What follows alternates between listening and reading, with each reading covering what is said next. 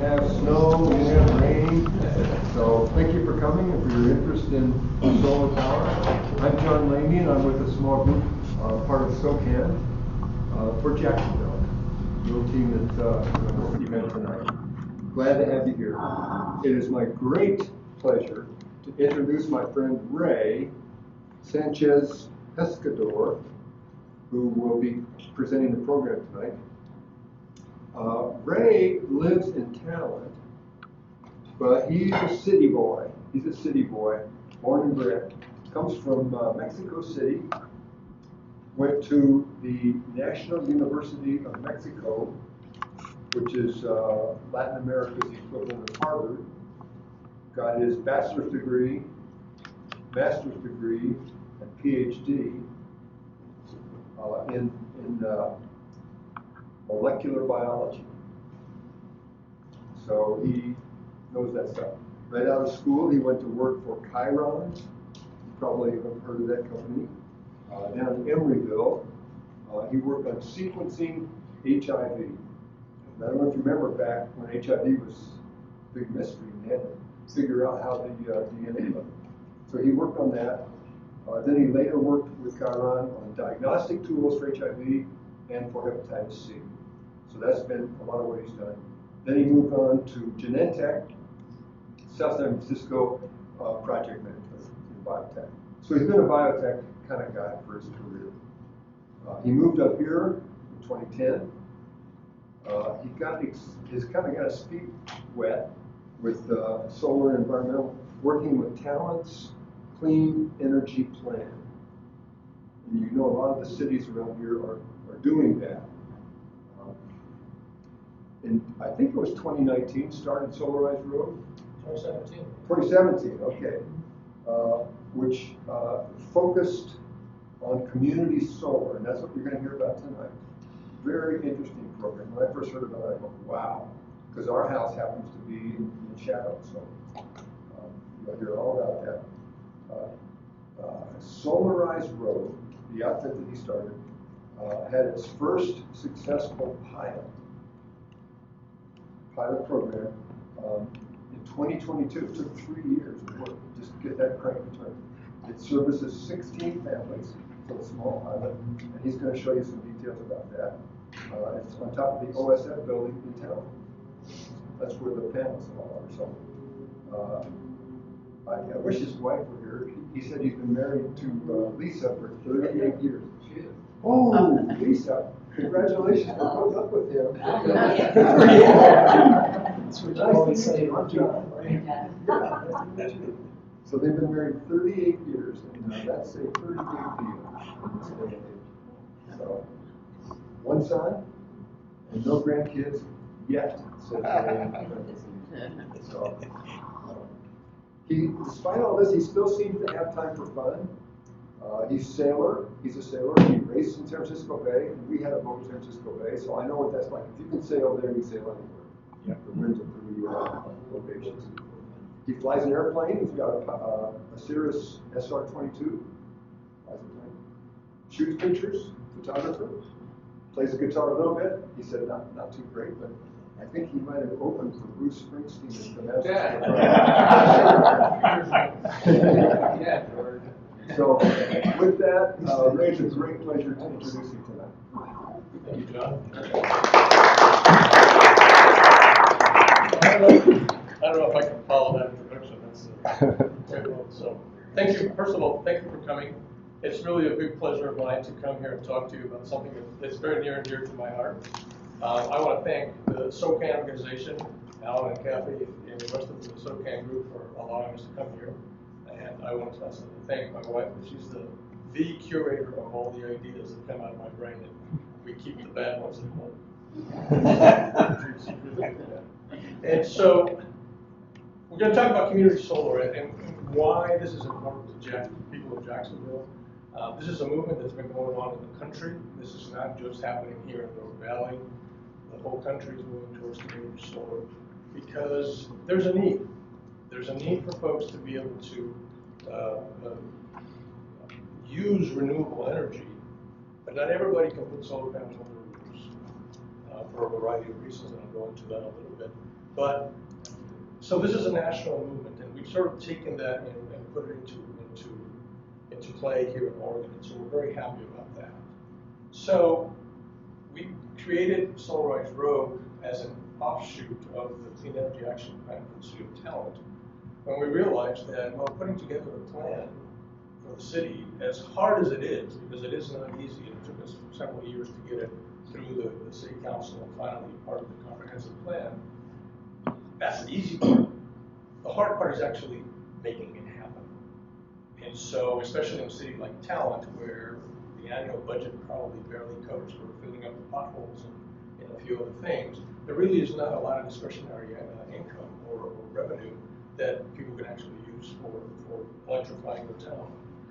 So we started Solarize Rogue in 2017 to actually take that same energy that we had put into the Clean Energy Action Plan and start figuring out how to generate the energy that we wanted in town. So our mission is really to expand the access. We're a nonprofit, so we are not a bank that we can just want to go ahead and fund projects like that. We actually simply facilitate with education, with permittings and organization and stuff like that to ensure or to promote the use of solar energy in Southwestern Oregon. We started in Talent, then we moved to the Rogue Valley, but now we're moving statewide. So we're pretty excited about how this is all going. And so we're a nonprofit, like you guys are familiar with SoCal is also a nonprofit in a variety of other communities. And we are focused on allowing people in our communities to access solar energy, realizing that those of us who have a reasonable disposable income and have the ability to do so, we've already put solar panels on our roofs. But there are a lot of people that haven't been able to for a variety of reasons to go into that.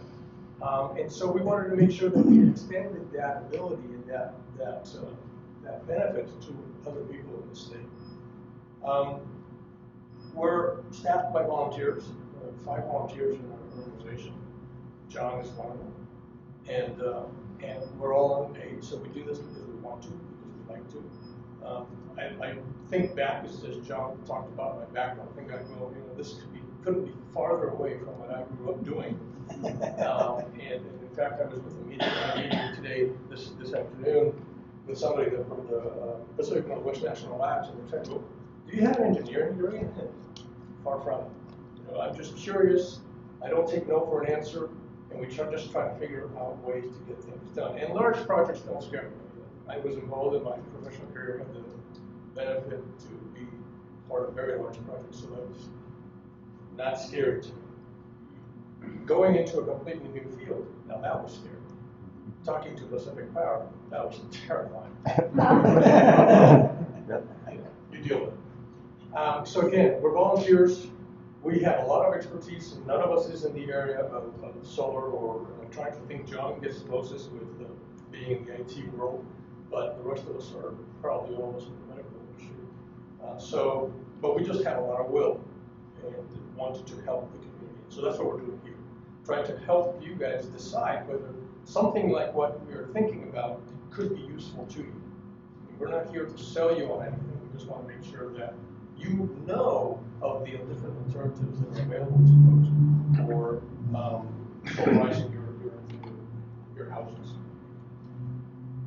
And so one of the benefits that we're actually looking as well is that by doing all these projects, the state has actually required that 10% of the energy that we generate on a community solar project is sold to low-income families at a big discount, 40% discount.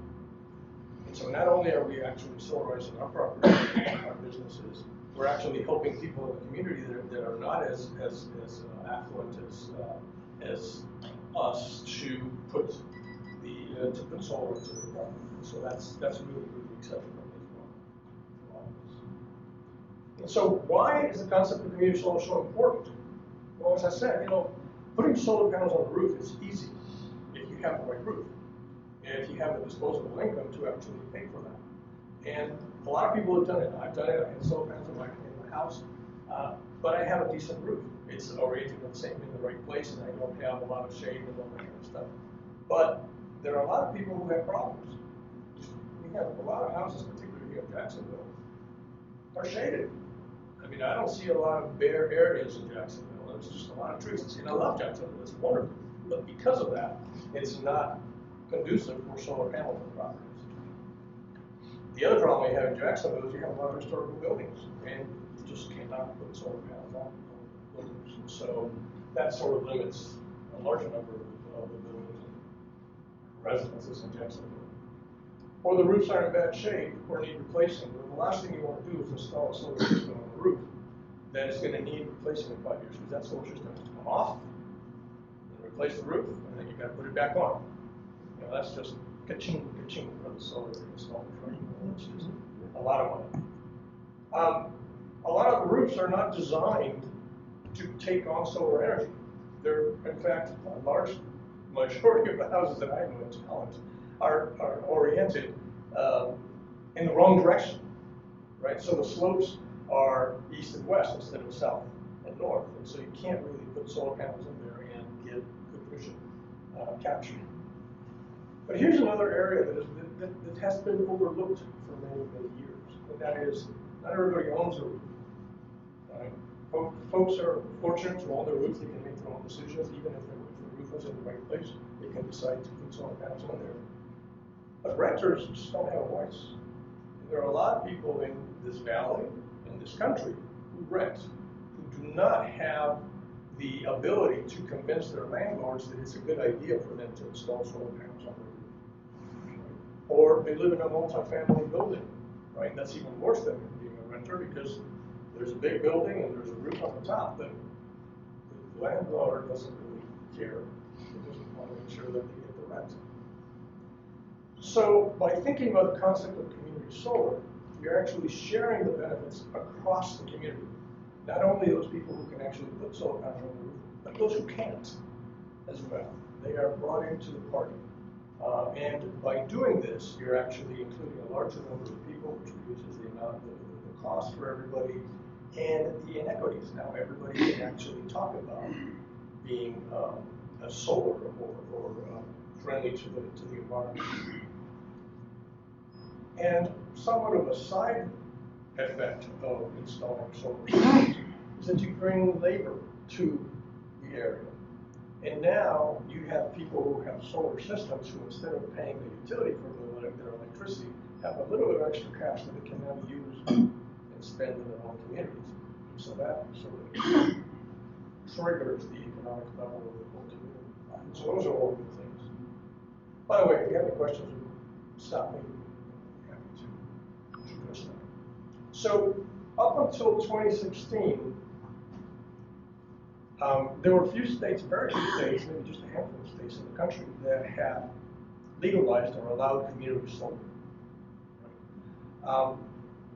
Before community solar, the rule was that if you could install solar panels on your roof and wanted to share your energy with your neighbor, you couldn't. For a simple reason that the electricity crossed property lines. Now, last time I checked, electrons don't really care when the property lines are drawn, right? But we live in a world of regulations, and the utilities have a lot to say as to what those regulations are. And so embedded in all the code and everything else that goes in there, there was a rule that said that energy could not be exported from the property. Okay, so you couldn't do anything with it. And in fact, for those of you guys who have solar panels, or you know you have friends or relatives that have solar panels on your roof, they cannot export the energy. There are very few places where you can actually export the energy. Ashland is one of those. But in the rest of the utility world, you can only produce enough energy that you are going to consume in your property. There can't be any net, positive net wattage or kilowatt hours or something that goes off to the grid. That's not allowed. Okay. There's no technical reason. It's just not allowed. And so in 2016, the state legislature decided that they really wanted to join this community solar movement that's going on in the country. And so they passed legislation that for the first time said that community members could share the output of a single PV system, photovoltaic, the PV means photovoltaic system. And that meant that now energy could cross property lines. Energy could go pretty much anywhere it wanted. That a community could actually pool their resources, build a solar system, and then partake of the energy, regardless of where they lived. That was huge. That was a huge thing. But it didn't take, it took until 2020 for the PUC to actually figure out what the rules were going to be on how to get this actually going.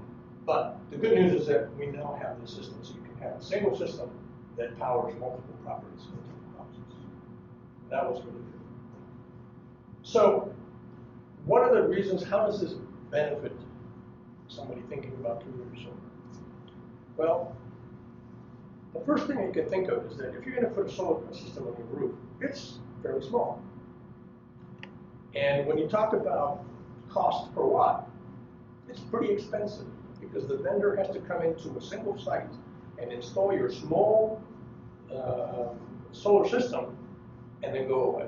So they put a lot of labor, they put them in the materials, whatever, but it's mostly the labor. So they have to spend the time in putting on your solar system. Now imagine if instead they're putting the equivalent of 10 or 100 systems in a single spot, right? Now imagine the counter side that said, well, let's put 10 or 1,000 systems on one house at a time. That's extremely expensive. But when you're talking about large installations, all of a sudden the costs go down quite dramatically, quite dramatically. And so we started with Talent, then we moved on to the Rogue Valley, and now we've decided that we're just going to open it to 2 areas where community solar is authorized in the state. And that's within Pacific Power and Portland General Electric zones for territories. The reason why it's only in those areas is because those are the only areas that the PUC actually regulates. The rest of the state, the energy is provided by co-ops, public utility districts, so on and so forth, that are not regulated by the PUC, so they can do whatever they want. So there is hope that they will actually, one of these days, see the light and actually start doing community solar in their small areas as well. Now, how it works is that individuals or businesses can purchase up to 85% of the power that they consume annually on their property or their business. Remember, I mentioned to you that you cannot overproduce. You cannot produce more energy on the solar system than what you consume from the grid. That's still true. That rule has not changed. And so when we target people's coverage, we say, well, we're just going to go for 85% of their energy consumption. What happens with this energy is the energy that's built, that comes out of the system. Imagine that the system is built somewhere in somewhere too, right? Doesn't really matter. The energy of that system goes to the grid. And it gets distributed through the grid to everybody, not just to the people who participate in a community solar project. However, the utility knows who owns that community solar project and what percentage of that community solar project they own. So what happens then is the utility will say, all right, well, your fraction of that system generated X amount of energy, and we're paying you a predefined rate for that energy, so you've earned, let's just say $10. Let's make it $100. And so on your bill, on your monthly bill, you will see a credit from the utility for the $100 that they are paying you for the energy that they took from the system to distribute this energy. It's complicated, but it's fairly straightforward. So it's not that like you're getting the electrons from that system going directly to your house, which could be the case when you have solar systems on your roof, right? You're just using that energy from your roof. Here, it has to go to the grid because the system is not connected to your house or your business. It has to go to a grid first, and there it just gets distributed. And again, as I said, one of the nice things that the state introduced with their legislation was that we don't just want to have this be available for people who have money. We want the low-income families to actually benefit from this as well. So they dictated that no less than 10% of the energy that the system is produced is sold to low-income families at a discount of at least 40%. So you're actually helping low-income families afford the costs of energy. Now, why is this important? If you've been paying attention to the cost of energy over the last 20 years, the energy costs have been going up by 3% every year. every year. And if you're good as math, with math, as I'm not, and if you just propagate that 3% and 3% and 3% over 20 years, a very small amount of money is now a very large amount of money in 20 years. And so the difference in what people are paying for energy is going up and up and up, whereas if you go into the solar system, it's flat.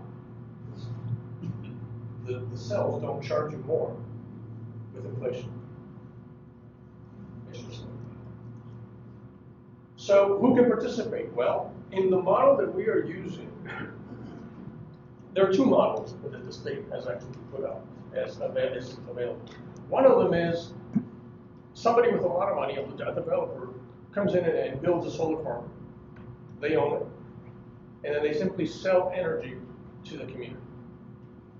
And people can join them. There's like 34 projects currently in the state that are actually being built. I think there's only 3 of them that are finished, but they're being built, that are taking subscriptions for people to join those projects. Those projects don't require any money at all. You just sign up and say, hey, I want to buy energy from you. Works the same way. The energy goes to the grid. You get bill credits for that, and so on. But the subscribers, as they're so-called, do not own the system. That somewhat didn't jive really well with me. And the reason for that is because there's really very little difference between a system or an environment like that, or a large utility building solar systems, both solar farms, and then selling you the energy. What's the difference? Where is the community in that? The state thinks there's a community concept in there. I don't see it. And so that's why we decided to take a slightly different, or a radically different approach. Say, no, we don't want a large developer to come in and buy and install and build a solar farm. We want the community to build a solar farm and have the community own it and have the community benefit from that. Just like that language from the legislature said. The community of members pooling their resources to build a solar system and then benefiting from that. And so our model is quite different in a way. So what we do is we open it to homeowners, renters, and small businesses. And they have to be customers with Pacific Power or PG in some of our projects. And they calculate how much energy they need from the system, and then they buy into the system. They own it. The community members own the panels, own the fraction of the system. And then the utility pays them as a bill credit, as we mentioned, back for the energy. And of course, because this is essentially technically a power plant, you have to have insurance. You have to probably have to pay for a lease of the land or the building or wherever it is that you're building it, because it's a large system. You have to have insurance, maintenance, and administrative charges. So it's not like putting solar panels on your roof where you install it and that's it. No, you have to maintain that in forward time. But the costs are fairly small. On the other hand, you have the subscriber members, which are the low-income residents that we mentioned. Right? These folks do not own the system, but they subscribe to the system and get 10% of the energy that the system produces at a 40% discount. And they pay the owners for that energy. So the owners get, for that 10% of the energy that's essentially going away, they get 60 cents on the dollar back. Okay. And of course, for them, there is no long-term commitment to free to leave, and so on and so forth. There's no sign-ups or cancellations or anything like that. So it's a pretty good system, we think. And again, who are the audiences for this? Well, as I said, homeowners who cannot put solar on their roofs because of a variety of different reasons. I mentioned some of them. Renters who do not own the roofs. Low-income families that want to stabilize their energy costs. Institutional entities, local businesses, nonprofits, churches, folks that there is a little bit of a caveat here that you have to fall within a specific, what's the name of that? Rate category, the specific power structure for businesses to be qualified for this, but a large number of business companies. And all of these folks really want to stabilize their costs, perhaps help in the environment, and realize that it's too complicated, too expensive, or not available to them. So by opening all this to pretty much anybody, because we choose where to put the solar system in a good place that is solar, that has a lot of solar and it's clean and so on and so forth. So folks don't have to worry about that. They just need to worry about the fact that they're going to get bill credits from the utility for the energy in their system. So as John mentioned, we didn't know if this was going to work. This was in 2018 that we started thinking about this. In 2019, the PUC was starting to make noises that we were going to do something like that. So we started putting some things together. At the beginning of 2020, we launched this project. And it took us 2 years to complete it. But between all the discussions with the utility, the interconnection agreement, the power purchase agreement, the financing, the permits, the list goes on. It's really a power plant. So you get to apply for that. So this is the site, the OSF building. I don't know if you guys have been to Talent or through Talent. If you go through Talent Avenue, there's one really massive red building on the corner of Talent Avenue and Rapp Road. That is the OSF's production building. That's where they build all of their sets for all the parks. And so it's a huge building. I mean, you can see the roof sides. I mean, it's humongous. And so, in talking with them, they were very, very positive, very supportive, because they wanted to not only help us, but they also wanted to have solar for themselves. And so they installed this system over here.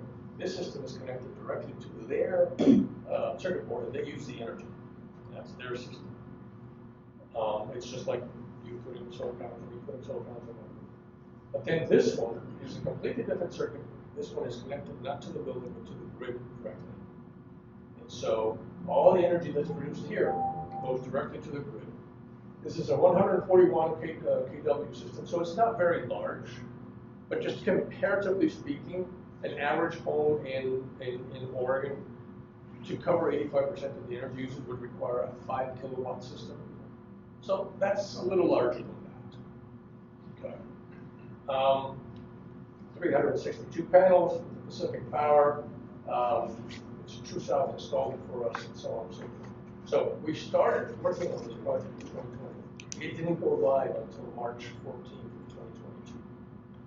That was a long process, but I'll tell you, and you can help us figure out. Remember when we first went live, is Pat was part of the group. In fact, Pat is one of the members, one of the participants, and we all went crazy when we finally released it, because it was a long battle.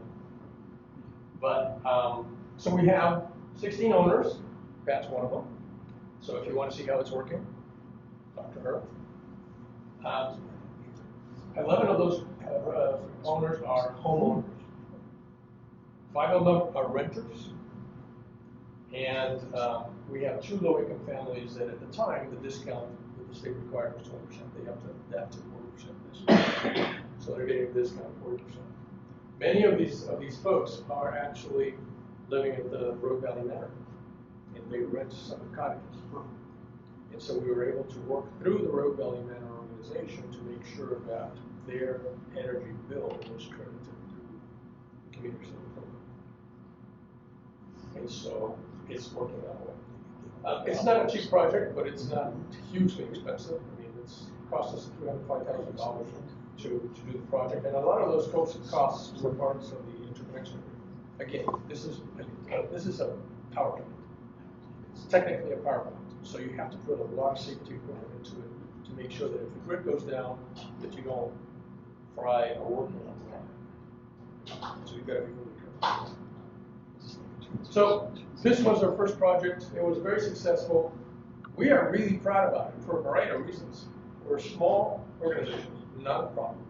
And we beat pretty much everybody else to the finish line with this project. Everybody that started in 2022 and 2020 built all these projects. As I said, at the time, there were 34 projects in the works in the state. We were the only one that was a participant owned. Only one. And we were the first one to finish the project and go live, and the first one in Pacific Power territory. So in spite of our little, we're little mice against the big elephant, lion, whatever you want to call it, we got there fast, as fast as we could, and we're really, really proud that we got it done. So that opened a whole bunch of opportunities for us. And in fact, just today, we received an award for this project from the Department of Energy, the U.S. Department of Energy, that looked at this and thought that, well, to recognize your community solar project's unique contribution to innovation and community ownership. That says it all. That's what we started, that's what we set off to do, and that's what we achieved. The community owns the system. Not we administer them for the community, but we don't own it. It's theirs for their use. So we're pretty excited about that. So using this expertise that we gained over this particular project, we decided, well, let's go bigger.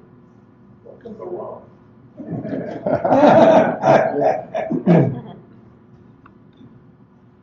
So all of this is being done in partnership with another really good organization, the Oregon Clean Power Co-op, that has been doing something similar to this, but not community solar projects, for 15 years. And so they have the expertise in solar, they have the expertise in these accounts and all that kind of stuff. But so we've partnered to push a few more projects down the line. And you can see that the sizes of these projects is now in megawatts, not kilowatts. That's thousands of kilowatts, right?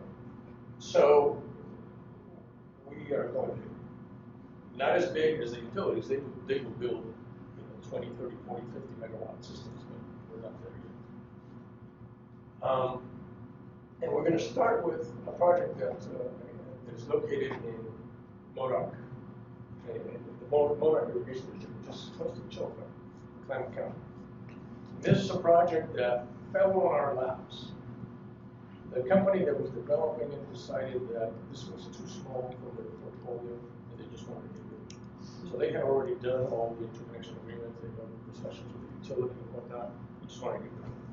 And they called us and said, this is a project that fits your scheme, so why don't you take it? So all the hard work, most of the hard work is done with this project. We're just finishing the last pieces of paperwork for the transfer transition from one owner to the other, and then we'll start building this project. And this is going to be good for about 200 households. Remember, our OSIP provided 16 households. Now we're talking 200 or more, depending on how much energy each one needs. And then we've got another project in the works with the City of Medford water treatment plant. That's somewhere around here. You probably know it, just on the hill. This is a fun project because it could be one of the first projects that uses floating solar panels. And the reason for using floating solar panels is, one of it is, well, you have land, it's just filled with water, so you want to make sure that it's over the water. But it also insulates the water from evaporation. And so, in our area where water is becoming a huge limiting factor, that's a good thing. So the City of Medford is really interested in that. Then we have another project that is also, this is probably my favorite project, in which the what is their name? The ecology refuse company, the garbage company, for Talent National and other places. I'm sure you guys know the transfer station that they have over on Bellevue Road, way up the hill there. Well, next to that, where you physically go and dump your thing, next to that, there's a big land over the top of the hill. It's a fill, landfill. You can't use it for anything. So, by law. So, well, can we put solar panels in this? Absolutely.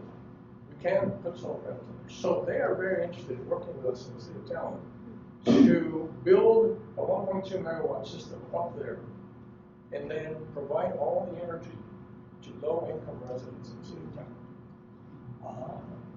So this is a slightly different project than the project we've been working on for a couple of reasons. One of them is because it's going to all the energy, we want all the energy to go to low-income families, we need to find financing to finance that project. Because the participants are not going to fund the project, they're low-income. So we're not too afraid, we think we got it. We got it covered. And so the other part of it is it's going to be a subscriber basis, and there's not going to be any owners.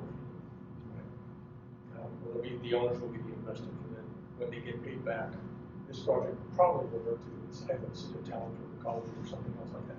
But the project is the loan, or the investors are being paid from the fees that the low-income families are paying for their power. So instead of paying the utility for the power, they pay the investors back at a 40% discount. And then as the investors get paid off, then the energy and that revenue can go down to the city of talent. It's a fascinating little project. We're hoping that we can actually make that a reality. Then we have a couple of other projects that fall into the area. It's called agrivoltaics. This is a new term. And essentially what it means is, I'm sure you know in Jacksonville, there's an awful lot of high-value farmland. The whole Rogue Valley is full of high-value farmland. We can't build a solar farm on high-value farmland. It's a big no-no. The code won't let you, people won't let you. It's just not a good idea to replace food for solar panels. Now, if we're talking hemp, right? But agrivoltaics is an interesting concept where instead of building, like in these two projects, this one and this one, the panels are probably going to be on the ground with a little bit of a tilt to catch the sun and whatnot. This one's going to be over water, so it's not an issue. But in these agrivoltaic projects, what you do is you raise the panels and you farm the land. So I just watched the webinar today about solar leasing, and there's a YouTube video of Jack's Solar Garden. Yes. Yes. Colorado project. It Yes. was an incredible video. Really, I just saw really that neat to myself. watch. Yep. So it's super easy to Google Jack's Solar Garden. Yeah. And so that's what it is. You raise the panels enough so that you can plant crops, graze animals, or do whatever. And as the video says, it has a lot of advantages. When the weather gets really, really hot, the plants don't like it and they shut down. Well, if the panels are shading it, it doesn't get really, really hot. And for the farm hands that have to go through and harvest all the produce, they're working in the shade. Now, how nice is that? Well, like the airport's got raised panels, you park under them. You can park on the lot. That structure is pretty expensive too. It is very expensive. The average system owner is seeing a reduction in their power bill. Pat, you want to? Well, I couldn't be more pleased with what's happening in the time that this system is active. For me, this summer I had almost no power bill. Now we've had less sun recently, so I'm paying a little more. It varies. You know, it's only been part of a year. I guess I can't totally answer that yet. Monthly. I just want to give my credit to somebody else in the district. I can. I'm thinking about my son. When I'm not around, he's going to have the credit. So I'm truly happy that I, for environmental reasons, can do this and benefit from it. Retired Army Colonel. Actually, Joe worked at the old Bramo company building electric motorcycles way back when.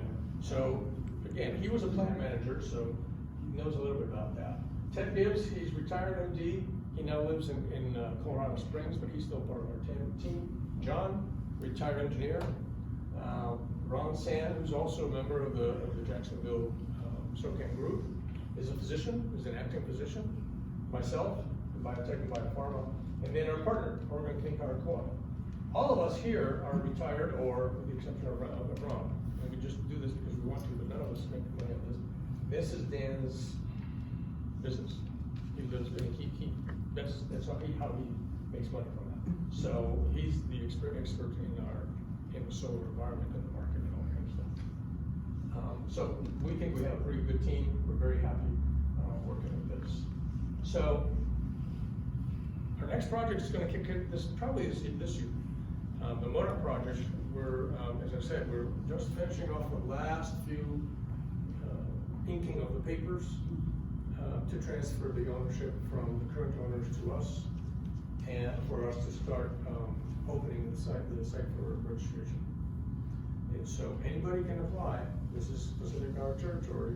Anybody within the Pacific Power Territory can apply to this project. That's the one that's going to be the nearest one.